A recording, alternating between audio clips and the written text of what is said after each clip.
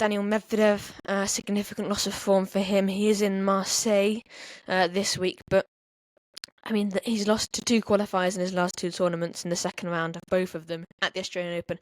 And of course now Rotterdam, he beat Wawrinka in 3 sets in his first match. Wawrinka, of course, nowhere near the player he is now. And yeah, with Medvedev, it seems to be a significant loss in his tennis, his ability to play, outperform players. I mean, I haven't seen him hit I was watching this match against Matteo Bellucci, and I did not see him hit a winner. You know, I know he probably did hit winners, but they're very rare to come by now for him. And I know he's spoken about the balls, you know, fluffing up a lot, and it's so hard to hit through the players, hit through the players and get winners.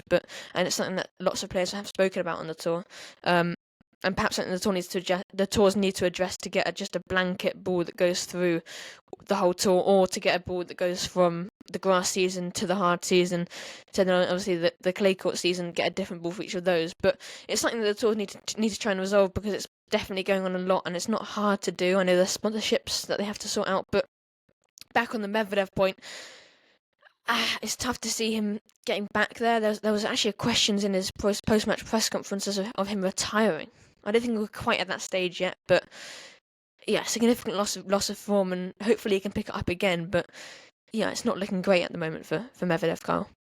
No, definitely not. But yeah, just looking here, he's making a load more unforced errors than he was used to kind of playing, which is a definite significant point seeing him play.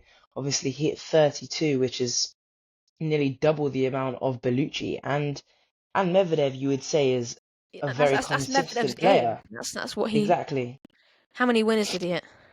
He did hit more winners than Bellucci, but it was 24. Mm. So 24 to 16. So it was about eight more, yeah, than Bellucci, which isn't still too many. It's kind of still in and Especially with about, but especially for with a three the set match. especially with the big serve that he's got. You'd be Exactly. expecting more, because obviously then he can set the point up as well. Bellucci's got a tiny, I'm not a tiny serve, but compared to like the big service, it's not a big serve at all.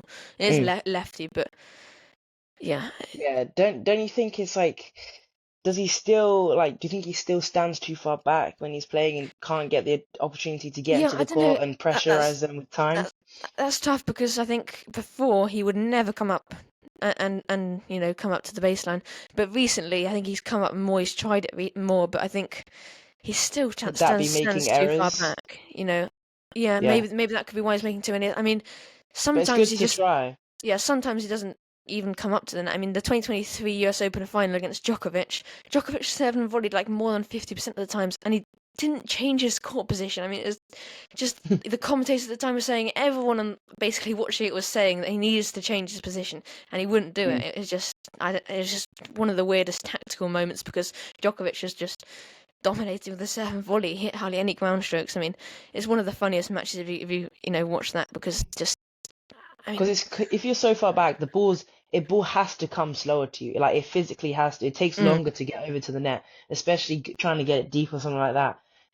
You're going to be able to read it quicker. You know how fast these guys at professional level can read a ball, and they see where it's going to hit, where it's going to go, the slice, everything. They see everything on it. And so if Medvedev is standing at the back of the court and like running and hitting like low balls and doing his weird technique or whatever, and obviously getting it back, ripping it up, it's not going to be as fast, and it's just going to give the opponent so much time to like come in. Obviously, we can't really critique Medvedev's game, can we? mm, But I just want a think that slam. compared to exactly, you just can't do that. But yeah, just saying, just compared to the other guys we've seen, like look how Sinner's on the court, on the baseline, going into the baseline, Djokovic on the baseline, Alcaraz on the baseline. These guys come into the net, win so many more points. I'm trying to find here how many, points at the net they won, because at the net Bellucci won, because obviously you wouldn't really see Medvedev come into the net as much, would you? So yeah, it's just Medvedev. I just feel like he really does need to try and change something, if it's him coming in more, or doing this, because let's be real, he's what seed was he even in this tournament? He was a top, he Two, was second seed, I two think. seed. There Yeah. you go. Yeah, second, yeah, he's at second seed, bottom of the tournament.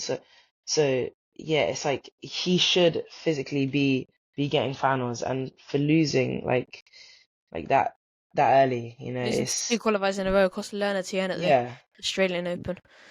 exactly. It's like where does he need to find that extra step to try and not even get back to where he was, just slowly build his way because obviously you can't go from losing in a round of 16 like of a ATP of a ATP 500 in Rotterdam and then just go instantly back to like getting semis and finals of slams. It doesn't that's not how it works. I But think that's it's yeah, I think that's mm, why he's gone to Marseille, the 250. He hasn't played a 250 in ages, and he's gone there yeah, now probably just to get a win, to get a title. And he hasn't won a title confidence. since 2023. Like it's been a while, and he really needs to get confidence, like you say, get confidence and Mm. match form back in, and then try and take it to the top guys. But I mean, he's playing Pierre Hugues Herbert in Marseille, French favourite. We'll have to see how that goes. But yeah, But you know, these things could also go the opposite way. And imagine if he loses in the ATP mm, 250, then just seeing his yeah, level, it can make it so much worse. But you know, I think yeah, we'll see what happens. I do have courage, and we'll hopefully give him the courage that he needs, and keep supporting him, and hopefully he can get back to the level because he can definitely put so many guys under pressure, and he's unorthodox, so you never know what mm, could be coming with him. So if he gets back to that level where he's consistent and he can be aggressive, then he's such a dangerous player. And this is why we love Medvedev. yeah. But yeah, I think he we'll needs see. to, like you said, I think he needs to change something.